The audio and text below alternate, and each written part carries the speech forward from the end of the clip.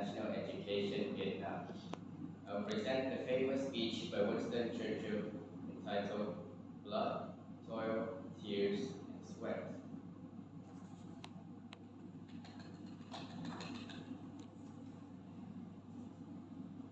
Mr. Speaker, on Friday evening last, I received His Majesty's commission to form the administration.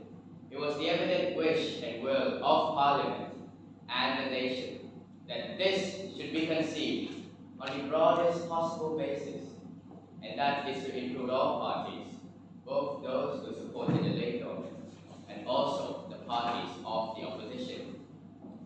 I have completed the most important part of this task.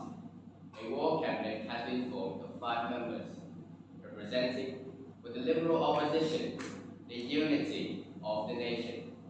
The 3 party leaders have agreed to serve either in the war cabinet or in high executive office.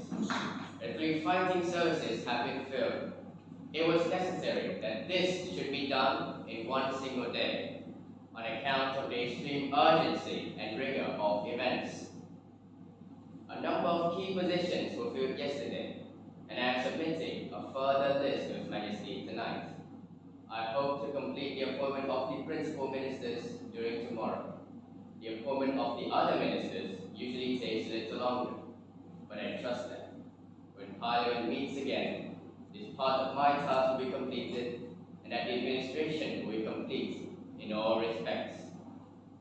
So, I consider it in public interest to suggest that the House should be summoned to meet today. Mr. Speaker agreed and took the necessary steps in accordance with the powers conferred upon him by the resolution of the House.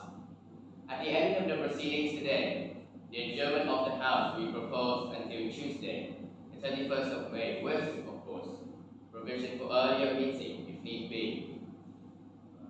The business to be considered during that week will be proposed, and the business to be considered during that week will inform the members at the earliest opportunity. I now invite the House, by the resolution that stands in my name, to record its approval for the steps taken and to declare its confidence in the new government. So, to form an administration of this scale and complexity is a serious undertaking in itself. But it must be remembered that we are in the preliminary stages of one of the greatest battles in history, that we are in action at many points in Norway and in Holland, that we have to be prepared in the Mediterranean, that the air battle is continuous, and that there are many preparations have to be made here at home. In this crisis, I hope I may be pardoned if I do not address the House at any length today. I hope that my friends and colleagues or former colleagues who are affected by the political reconstruction will make all allowances for the lack of ceremony with which has been necessary to act. I will say to the House, as I have said to those who joined this government, I have nothing to offer but blood, toil, tears, and sweat. We have before us on the nail of the most grievous time. We have before us many, many long months of struggle and of suffering. You ask, what is our policy? I will say, it is to wage war by sea, land, and air with all our might and with all the strength that God can give us, to wage war against a monstrous tyranny never surpassed in the dark and lamentable catalogue of human crime. That is our policy. You ask, what is our aim? I can only say one word. Victory. Victory at all costs. Victory in spite of all terror. Victory however long and however hard the road may be. For without victory, there is no survival. Let that be realized. No survival for the British Empire.